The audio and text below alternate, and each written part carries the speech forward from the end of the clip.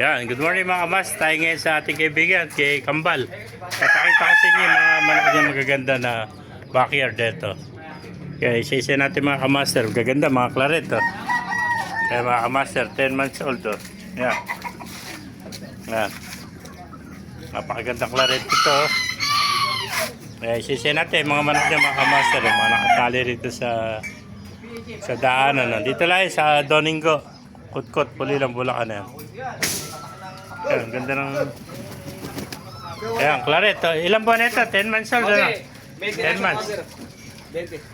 Ayan, napakaganda claret ito mga kamaster. Oh. Ito rin, claret din. Kaya lang, white choco ang kulay niya. Oh. May gulang na. Oh. Ayan o. Oh. Ayan, claret, white choco. Ito, white choco na claret. May gulang na. Nasa 2 taon ito. Oh. Ayan pa mga kamaster. Oh. Ganda nito, Gilmore. Oh. Napakaganda ito, puti ang tahid mga kamaster. Ayan.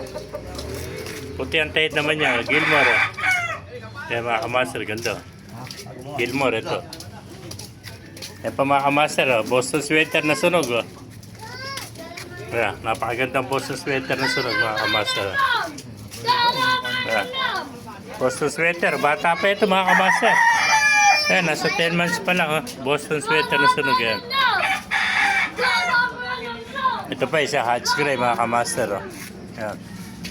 Hatch Gray. Ayan, napakaganda mga manok. Dito lang sa Kutkot, Pulilang, Bulacan mga kamaster. Ayan. Ganda. Ayan.